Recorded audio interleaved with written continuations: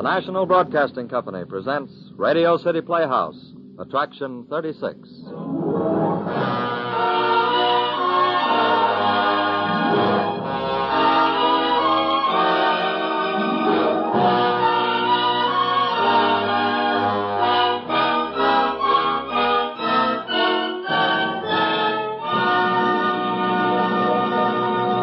Ladies and gentlemen, after a well-earned 2 weeks vacation, here is your regular director on Radio City Playhouse, Harry W. Junkin. Thank you, Bob, and good evening, everybody. Tonight, a change from our usual serious dramatic fare to something a little lighter. A charming story called No Shoes by Lawrence DuPont. Playing the leading role tonight is our good friend Bernard Grant. From time to time on Playhouse, Mr. Grant has played a priest, a smooth menace, a cop, and a gangster, and even a cultured art collector. Tonight he is heard as Mike Cassidy, a truck driver. Such versatility, we think, deserves special honorable mention. With him is Ivor Francis, a very skillful young actor whom we are happy to welcome to Radio City Playhouse for his first appearance. Here, then, are Bernard Grant as Mike Cassidy and Ivor Francis as John Norman in Lawrence DuPont's No Shoes, Attraction 36 on Radio City Playhouse.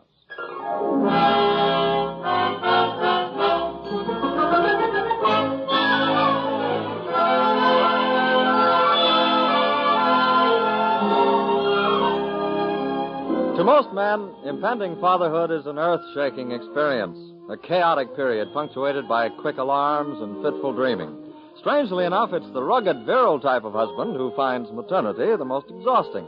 Such a man is Mike Cassidy. Ah, Mike is a man.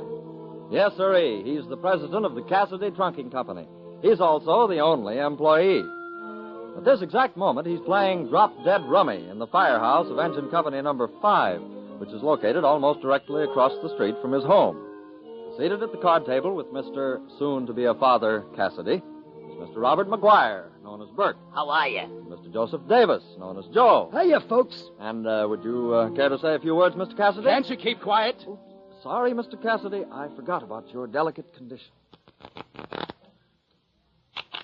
Hey, Mike, keep your mind on the game. Anybody think you was having the baby instead of Molly? Yeah. You're right, Joe. Taking Mike's money tonight's like taking candy from a baby. You get it? Oh, you guys are about as funny as a crutch. Well, you gotta admit it ain't bad. Your deal, Bite. Huh? Oh, yeah. Look at him, Bite. Don't he look like he been fighting a 4-alarm fire? Yeah. With them bags under his eyes, he could pass for Fred Allen. Okay. Let's play cards, huh? No sense of humor, Bite. What you expecting, Mike, boy or girl? A boy. A boy, says Bite. And he says it like there ain't nothing else. There ain't. Not for me. Want to bet? Yeah. If you do, I'll take some of it. Hey, what you jumping about, Mike? Take it easy now. Don't get upset. That was 4 strokes. In this station, we're only interested in 5. And anyway, you don't even work here. Boy, oh boy, if you ain't got the swellest case of the screaming memes I ever seen. Ain't that right, Bite? Yeah. The last guy I seen so jumpy had twin girls. Oh, yeah, I remember that. Awful sad, wasn't it, Bite? Yeah. Hey, what'd he do the next time? You know, when his wife had triplet girls. Didn't he jump in front of a train or something? Nah, I think he just changed his name and snuck out of town. Now, look, either we're going to play rummy or we're going to tell bump jokes. Now, make up your minds. The boy's awful touchy tonight, Bite. Maybe we better play cards. Okay, but don't pass him any jacks or kings. He'll be saving them. Wait a minute. Before we start, I got something for you, Mike. Just picked it up this morning. I was meaning to give it to you when you first come in, but I forgot. Here. Wait a minute, Joe. Make a little speech first. Oh, why don't you guys grow up? Now, is that any way to talk when your best friend wants to give you a present? Go ahead, Joe. Make your little speech. Yeah. Well, Mr. Cassidy, in behalf of the boys of Fire Engine Company number 5, I want to present you with this little present. Yeah, present. You do, It ain't much, but we want you to know our hearts is behind it. Yeah. At first, we didn't know what to get you. That's right. Being we didn't know what you got at your shower. Oh, now cut it out, will you? We took a vote, and we decided we ought to give you something for the kid. Yeah, for the kid. So we hope little Susie Cassidy has a lot of fun playing with this doll. Oh, what a bunch of jerks. I got it. Hello? Yeah. Yeah, he's here. Just a minute. For you, Mike. Me? Your name's Mr. Michael Cassidy, ain't it? Oh, my gosh. Give me that phone. Hello? Hello? Yeah. She has? Uh-oh. Holy smoke. Yeah, I'm leaving right away. Hospital? Everything okay? Yeah, I gotta hurry. Molly's in the delivery room already. Got your truck? Yeah, it's right out front. Anything we can do? No. I'll see you guys later. Hey, what'll I do with me cat? It's on your head. Oh. Hey, look, if you wait a while, maybe the chief will send you down on a hook and ladder or something. Hey, you're forgetting the dog!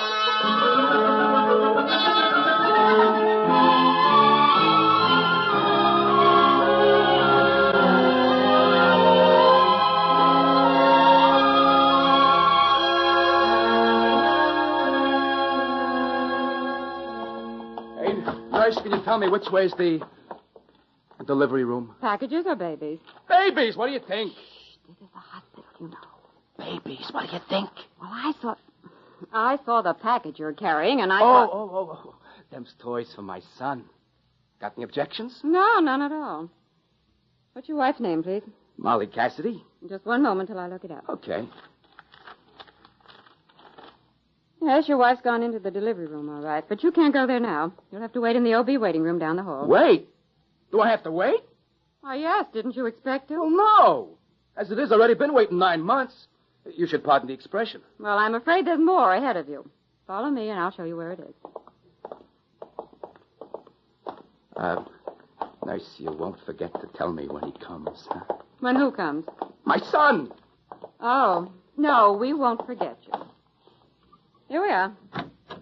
You can make yourself comfortable in this waiting room, Mr. Cassidy. You'll find Swell. some magazines on the table there to Okay. help you pass the time. Okay. You should want a telephone, use the one on the table there. Dial 9 first.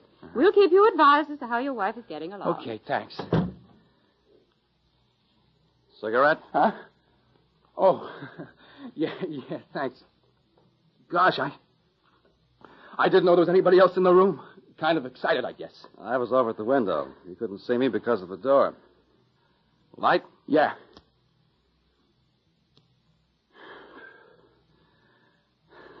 Thanks. Not at all. Glad to help a father in distress. It is fatherhood, isn't it? Yeah. It's tough, ain't it? Hey, wait a minute. Ain't funny, mister. My stomach's full of butterflies chasing around like there was just propelled or something. Me ticker ain't doing so good either. It feels like it was tied to a yo-yo. No, I wasn't making fun of you. I know exactly how you feel. Just 1 week ago today, I went through the same thing. Yeah, I know. Looks like everybody but me has had kids before. My old man went through it 9 times. But that don't help me none. I'm still suffering. How's your wife? Oh, she's okay. Strong as a horse. I ain't worried none about her. She'll pull through in a breeze. Oh, that's nice. Hey, what was your kid? A boy or a girl? Boy. Hey, that's for me, a boy. Oh? Yeah, that's the ticket, all right, a boy. And his name's gonna be Mike. Mike? Little Mike. Just like his old man. All them lame brains down at the firehouse in the garage been right me. They've been telling me it's gonna be a girl, but that don't worry me none. Even my mother-in-law says it's gonna be a girl, and still I ain't worried. You know what she says? What? She says she can tell by the way the wife walks. Listen, they can't tell that way, can they? No, of course they can't. Yeah, that's what I thought. That's just a lot of malarkey. And that doctor, oh, what a jerk. You know, you'd think with all the experience the guy's had, he'd quit pussyfooting around, come right out and say if it was going to be a boy or a girl. But no. First he says, it could be a boy. And right after that, he talks for half an hour on how it could be a girl. Just as easy. Oh, ain't that a way to do business? Oh, them doctors. They don't want to crawl out in a limb for nothing. Well, that's understandable. He's just trying to save you from a disappointment in case it turns out to be a girl. Hey, now get this, mister. It ain't gonna be no girl. All right. I was just explaining why the doctor wouldn't commit him. Yeah, I know all about him. Just getting sick and tired of having anybody tell me how it's gonna be a girl, maybe. I ain't having any of that. Don't you want to set your package down somewhere? You've been carrying it around with you ever since you came into the room. Oh, yeah, I guess I better. It's some stuff I bought for the kid. Oh? Would you like to see what I got? Why, yes, very much. Looks like toys, is it? Yeah, lots of them.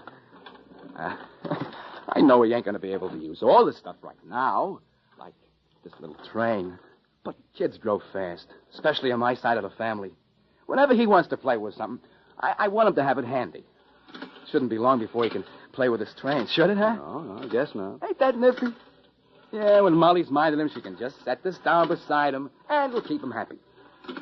And hiss some marbles in a truck. Say, that truck's almost big enough for him to go into business. That's the idea to a T. Figure there ain't no time like now for him to be getting used to trucks. You see, me and him's going into the trucking business together. Cassidy and Son, local and long-distance hauling. Sounds pretty good, don't it? Yes, it does. Very professional. That your business? Yeah, that's my business. Got my own truck and all. Ain't been in the business long. I'm just starting out, but I'm doing real good. In fact, right now I got more business than I can take care of. I even turned down a long haul today so as I could be on hand to meet my new partner.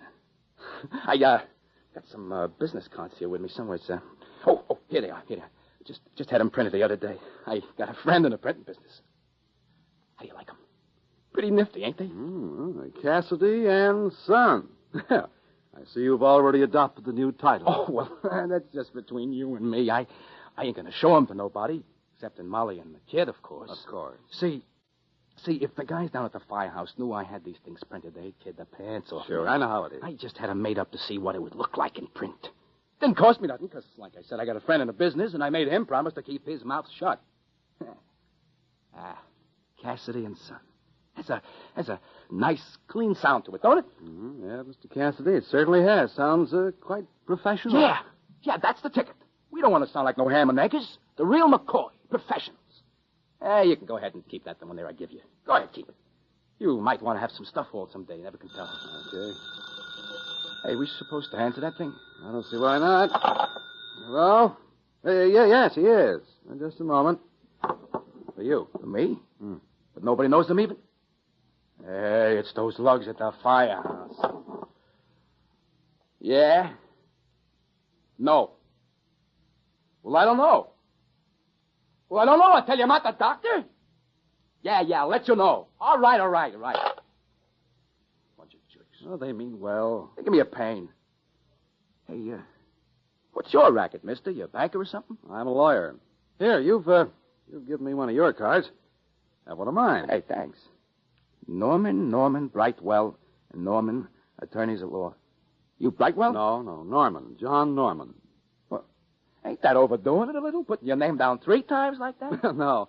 In the legal profession, it's more or less traditional for law firms to list the partners according to their seniority. Yeah? It sometimes gets very confusing, though. In this case, there are 3 Normans in the firm.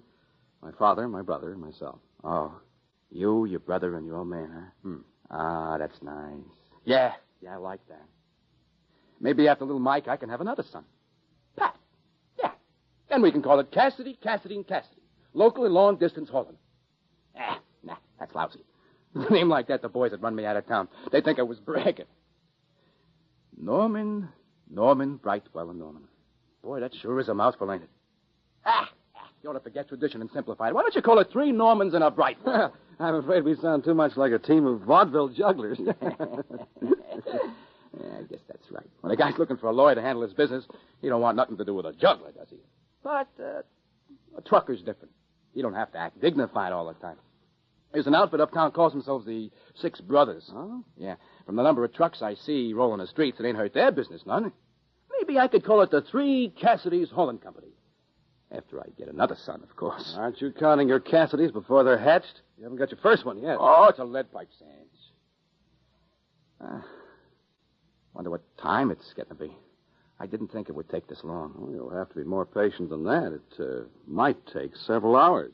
You think so? Oh, very strong possibility, especially with first babies. They never come when you expect them. Now, why don't you sit down and read something? It'll quiet your nerves. Oh, I ain't never been much good at reading, and I figure this ain't no time to stop. Besides, I feel better standing up. Boy, they sure got a lot of sayings hanging all over this room, ain't they? Reminds me of when I was a kid in school. I imagine a lot of people have got comfort from reading them while they waited. Well, I guess they're all right for a guy that's got a mind, but for guys like me, they don't always make sense. Take that one right opposite you. Huh? Time heals all wounds. That makes sense, doesn't it? I don't know. Maybe it should be time wounds all heals, huh? There's another one over there that don't make sense. I complained because I had And you can make yourself comfortable in here, Mr. Olson. You'll find some magazines on the table there to help you pass the time. Tut, nurse. If you should want a telephone, use the one on the table there. Dial 9 first. we'll keep you advised as to how your wife is getting along, etc., etc. I've been through all this before. All right, then I won't worry about you.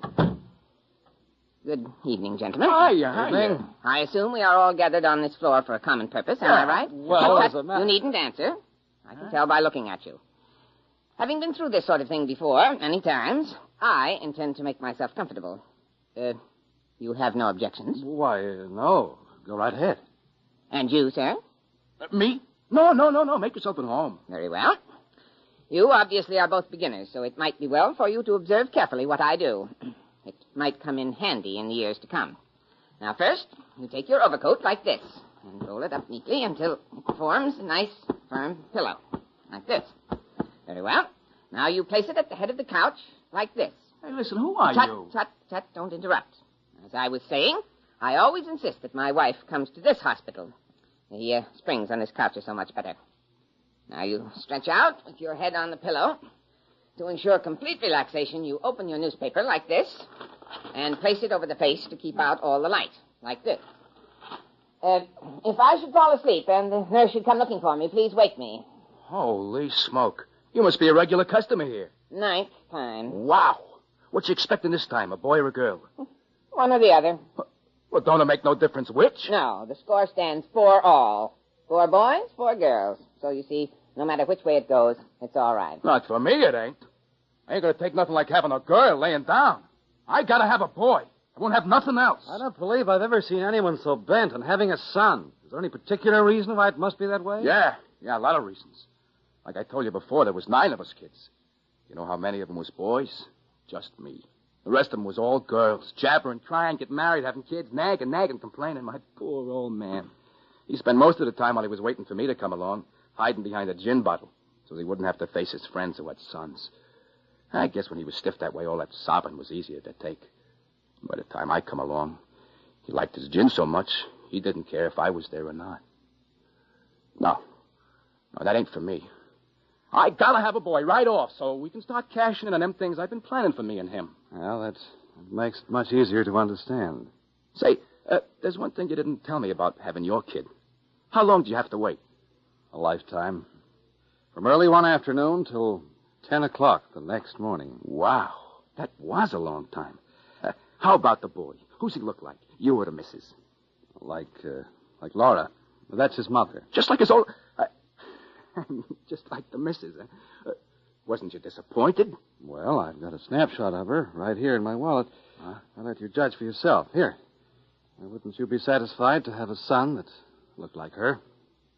Gee, she sure is a beautiful lady. Is it for me, nurse? Is my boy here? No, Mr. Cassidy, not yet. It's Mr. Norman I want. Oh. We finished feeding your son, Mr. Norman. He'll be ready to go in just a little while now. Oh, thank you. We're dressing him. I'm sorry we kept you waiting so long. We've been awfully busy this evening. Well, that's all right, nurse. I really haven't noticed the wait at all. I've been having a very interesting talk with Mr. Cassidy here. Oh, I'm glad. What happened to Mr. Olson? Did he leave? No. I'm right here on the couch behind the door. Oh. Well, I don't think you'll have much longer to wait, Mr. Olson. Okay. I'll be here when you want me. How much longer will I have to wait, nurse? I really couldn't say, Mr. Cassidy. First babies don't arrive on timetable schedule. Well, when he does get here, will I be able to see him right away? That all depends, Mr. Cassidy. We'll call you just as soon as possible. Now, please, relax. How do you like that? I'm going to have a baby and she tells me to relax. I think she's giving us some very sound advice. How's Mrs. Cassidy doing, nurse? Very well. She shouldn't have much trouble. See what I tell you? Oh, she's as strong as a horse, Molly is. You know, I've been wondering, how come you was waiting here if you had your baby a week ago? Come to get your son, huh? Boy, I bet that's a swell feeling. Yes, it is. He gonna be a lawyer, too? Oh, if that's what he wants to do. It would make me very happy. You mean you ain't gonna make him be a lawyer? Why, no. He might not care for law at all. Hey, my boy better like the trucking racket or I'll bust his neck. Mr. Olson, your baby arrived while I was in here a moment ago. Congratulations. It's a fine baby boy. 8 pounds, 10 ounces. Thanks, nurse. The last boy I had weighed 9 pounds, 4 ounces. Pardon me, gentlemen. I was almost asleep. Well, I guess I'll be going now. Goodbye, and good luck. Wow. If that ain't the coolest cookie I ever seen. Well, I'll bet he wasn't always that calm. And did you notice? He had a boy. Yes. And it didn't make no difference to him what he got. Hey, I can't miss. Now, don't forget the law of averages. What do you mean? Well, it may be time for a girl. Mister, I told you once I ain't kidding. This ain't going to be no girl. You want to hear no more about it either? Get it? Go try putting your hex in some other guy. I'm sorry, Cassidy. I didn't mean to upset you. I was only trying to quit explain. trying right now. For me, nurse? Yes, Mr. Cassidy. You see, Well, come on, sister, spill it. your baby is here. Yahoo! Did you hear that, Norman? Boy, oh boy, my son's here. Mr. Cassidy, that isn't what I wanted Where to... is he? Who's he look like me? Yes and no. I mean... Well, you're all excited, too, ain't you? Mr. Wait till I get the Cassidy, toy truck. You can show me where he is. I gotta have a little father-son talk with that guy. But, Mr. Come on, Cassidy, nurse, you've come on, just let's go. got to listen. What's the matter? You let them happen to my kid, did you? Mike's all right, ain't he? Come on, sister, start talking. Take it easy, Mike. Give her a chance. I'm giving her a chance. Come on, sister. Can't you see I'm going crazy? Give it to me straight. Well, I warn you to help me if you let anything Mike, happen. let me handle this. Thank you, Mr. Norman. All right now, nurse. What is it? Mr. Norman, I was afraid to tell him. It's a girl.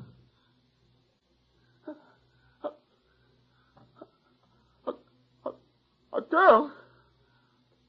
A girl? I won't have a girl. Do you hear me? I won't. Pull yourself together, Mike. You're acting like a baby. Yeah, it's easy for you to talk. You got everything you want. You got a boy. You got something to carry your name and make you feel proud. 100 years from now, there might be a guy by the name of Norman in the White House, even. People ain't going to forget there was a guy by the name of John Norman because there'll be somebody around to remind them you once lived. Now, Mike, look, please. And then lawyer friends of yours. They're going to be cracking no bum jokes about having a lady lawyer working with you. Mike, you're being ridiculous. Oh, shut up. Shut up. What do you think them punks down at the firehouse in the garage are going to be saying? I'll tell you. They'll remember me, old man. They'll swat each other in the back and say, like father, like son. And they'll tie pink ribbons all over my truck, I know it. And they'll look at me with them stupid smiles in their mugs. They'll make up a lot of corny gags about lady truckers. Yeah. You can tell me to pull myself together. You ain't lost nothing. You still got your little girl. Yeah. Ain't that some comfort, though? Molly's a good woman, a good wife, isn't she? Yeah, so what? That don't change nothing. I still ain't got a son. That's what I ordered. So you don't consider that you have anything to be grateful for? No, nothing. Except that I got enough dough on me to go out and get stinked. Now, Mike, be reasonable. Going out and getting drunk won't solve anything. It won't. No, it won't bring you the son you've got your heart set on. The only thing you'll get out of that is a hangover and a lot of regrets. Oh, leave me alone. You're a great big likable lug, Mike, with more pride than is good for you. And someday you're going to find out that it doesn't pay off. Now, Mike, why don't you go on in and see Molly and your baby? I don't care if I never see him. But Molly needs you. She's just been through an agony you'll never know, just to give you a child. Well, she could have spared herself the trouble. Mike, I was mistaken. You're a big, selfish jerk with more muscles than brains, and you make me sick. Mr. Norman, here's your son. He's all ready to go home. Well, thank you, nurse. Oh, just a moment until I get my hat and coat. He's the sweetest little fellow on the whole floor, Mr. Norman. And is he a sleepyhead? That's why he's complaining right now. He didn't want me to wake him up. All right, nurse. I'll take him. There. Hey. Well, Stop that squalling. Your daddy will leave you here. There you are. Well, thank you for everything, nurse. You've all been wonderful to us. We won't forget it. You're very welcome, Mr. Norman. So long, Mike. Think over what I said. Goodbye, Mr. Norman. Goodbye, nurse. Come on, son. Let's go home.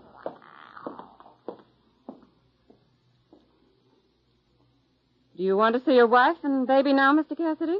Say, what's the matter with him? Mr. Norman? Yeah. He acted so funny when he was leaving. Almost like he was going to bawl. Mrs. Norman died 4 days after the baby was born. She was buried this afternoon. She was? Yes. She was such a grand person, we all felt very badly. Jeez. And he didn't say nothing. Oh? Oh, no, not a word. And me busting my gums about what a bum break I got. Oh, gee whiz. No wonder he looked so sad. And I thought he looked sort of funny when he read me that motto, that saying on the wall. Time heals all wounds. Mr. Cassidy? Why don't you read the other one? What other one? That one. I complained because I had no shoes until I met a man who had no feet. Shall we go and see Mrs. Cassidy now? No. Gee, I sure am a lug. Hey, nurse, you got a pencil? Yes. Take this card. Now, scratch out that part after Cassidy. You mean the and son? Yeah. That's good. Now, print it in. Real neat, will you? And daughter. Cassidy and daughter. Long distance hauling. Yeah. Now, put that in an envelope and mail it to Mr. Norman, will you? Here's his address. He gave me his card. Yeah. And here's a nickel for the stamp. Will you do that right away? Tonight? Yes. Yes, I'll be glad to. I was such a jerk. I want to be sure he gets it first thing in the morning. I'll mail it tonight. Okay. Now let's go see my family.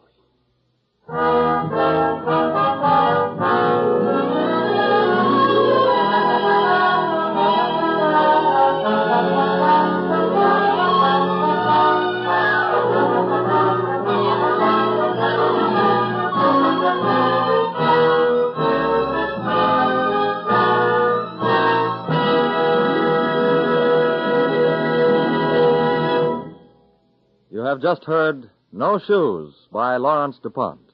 Attraction 36 on Radio City Playhouse. Bernard Grant was heard as Mike Cassidy. Ivor Francis was John Norman. Other players in the cast included Bill Keane, Helen Choate, Bill Lipton, and Wilda Hinkle. The production was directed by Harry W. Junkin. The music was composed and conducted by Dr. Roy Shield. Radio City Playhouse is supervised for the National Broadcasting Company by Richard P. McDonough.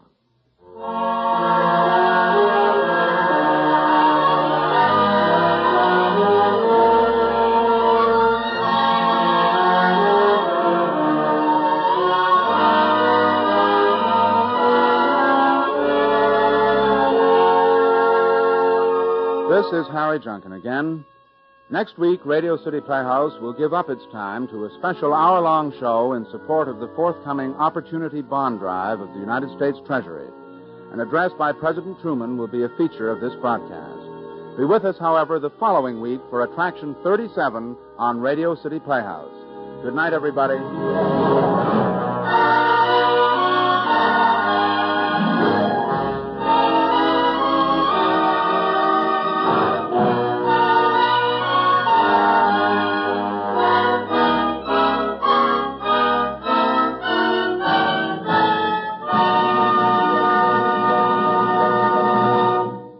Bob Warren speaking.